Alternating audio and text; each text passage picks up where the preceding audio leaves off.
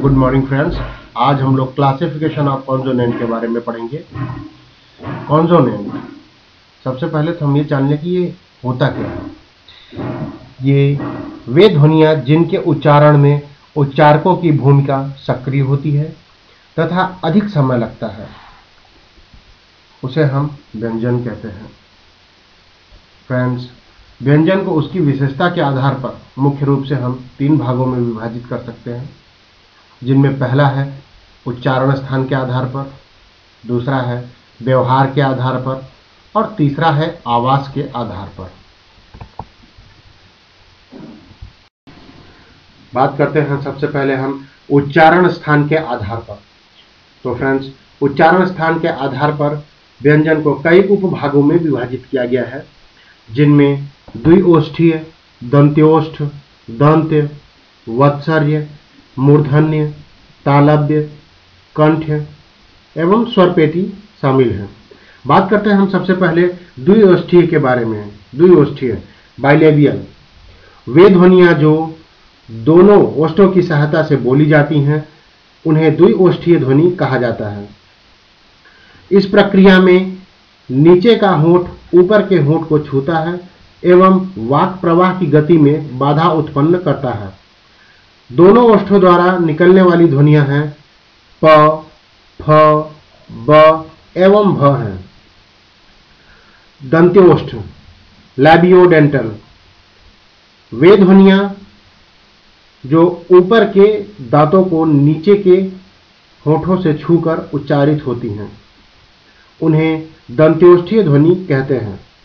इसमें ऊपर के अग्र दांत नीचे के ओष्ठ को छूता है तथा वायु प्रवाह को रोकता है। व एवं फ दंत्योष्ठीय ध्वनियां हैं। दंत्य डेंटल, वे ध्वनियां जो जीभ के अग्र भाग द्वारा ऊपरी दांतों के छूने से उत्पन्न होती हैं, उन्हें दंत ध्वनि कहते हैं। इस प्रक्रिया में जीभ का अग्रभाग ऊपरी दांत को स्पर्श करता है, जैसे त, थ, द एवं ध ध्वनियां दंत होती हैं। वत्सर्य अल्वेलर रिज, वे ध्वनियां जो जीभ के अग्रभाग द्वारा अंदर के मसूड़े के ऊपरी हिस्से को छूकर वाक प्रवाह को रोककर उत्पन्न किए जाते हैं, उन्हें वत्सर्य ध्वनियां कहते हैं, जैसे ल, र एवं न वत्सर्य ध्वनियां हैं। मूर्धन्य रेट्रोफ्लेक्स, वे व्यंजन ध्वनियां जिनके उच्चारण के समय जीभ का निचला भाग घूमकर ऊपर तालु को छूता है, जिससे अवरोध होता है, उन्हें मूर्धन्य ध्वनि कहा जाता है, जैसे ट, ठ, ड एवं ढ। तालव्य, जब जीभ का मध्य भाग कठोर तालु को स्पर्श करके वायु को रोकता है, तो निकलने वाली ध्वनि तालव्य ध्वनि कहलाती है, जैसे च, छ, ज एवं झ तालव्य ध्वनियां हैं। कंठ वेलर, जब जीभ का पश्च भाग कोमल तालु को स्पर्श करते हुए वायु को रोककर ध्वनि निकलती है, तो इसे कंठ ध्वनि कहते हैं, जैसे क, ख, ग एवं घ कंठ ध्वनियां हैं। स्वर पेटी मुखी ग्लॉटल, वे ध्वनियां जो वाक तंतु कंपन करके हवा को फूंककर बाहर निकलने से उत्पन्न होती हैं, उन्हें ग्लोटल ध्वनि कहते हैं। इसमें ह ध्वनि आती है। बात करते हैं हम लोग सेकंड पॉइंट, व्यवहार के आधार पर। व्यवहार के आधार पर व्यंजन ध्वनियों का उच्चारण कई प्रकार से होता है, जिनमें स्पर्श संघर्षीय, नासिकीय, पार्श्विक, महाप्राण एवं लुंठित ध्वनियां शामिल होती हैं। बात करते हैं हम सबसे पहले स्पर्श ध्वनियों के बारे में। वे ध्वनियां जिनके उच्चारण में वायु पूर्ण रूप से अवरुद्ध की जाती है, तत्पश्चात मार्ग अचानक खोल दिया जाता है, जिससे पीछे रुकी हुई वाक ध्वनि तेजी से निकलती है। इस प्रक्रिया में प, त एवं क ध्वनियां निकलती हैं। संघर्षीय ध्वनियां, फ्रिकेटिव्स, ध्वनि के उत्पादन स्थान में अवरुद्धता होती है, जिससे वाक ध्वनि के दबाव के घर्षण के साथ शोर उत्पन्न होता है। इस प्रक्रिया में स, श एवं ज ध्वनियां निकलती हैं। स्पर्श संघर्षी, फ्रिकेट्स, वे ध्वनियां जो स्पर्श द्वारा पूर्ण बंद के बाद संघर्ष के साथ निकलती हैं, उन्हें स्पर्श संघर्षी ध्वनि कहते हैं। जैसे च एवं ज ध्वनि स्पर्श संघर्षी हैं। नासिकीय ध्वनियां, वे ध्वनियां जो पूर्ण बंद के बाद तेजी से नासिका द्वारा निकलती हैं, नासिकीय ध्वनि कहलाती है। जैसे इय, म, अंग, अड़ एवं न।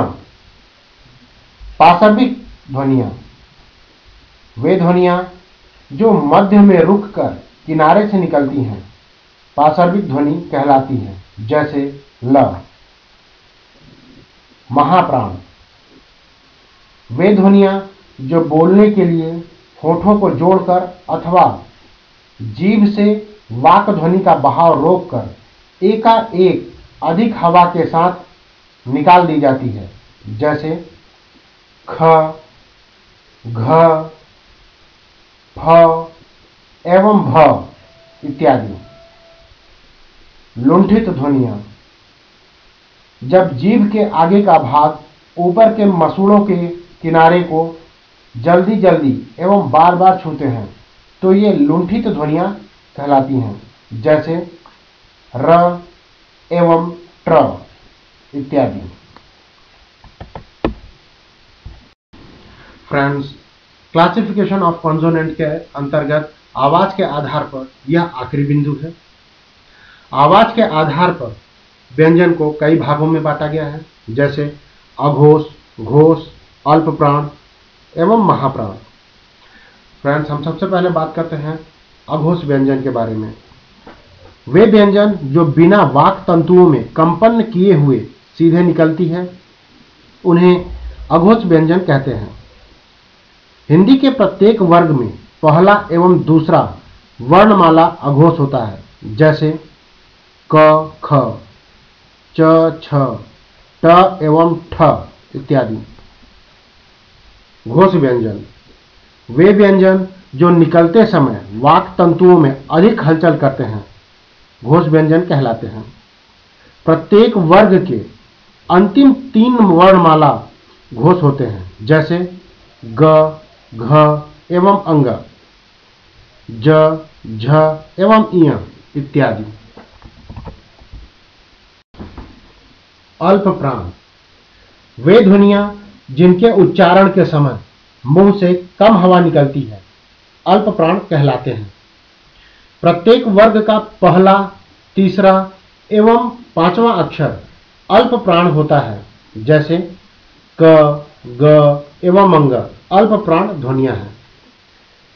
महाप्राण, वे ध्वनियां जिनके उच्चारण के समय मुंह से अधिक हवा निकलती है, महाप्राण व्यंजन कहलाते हैं।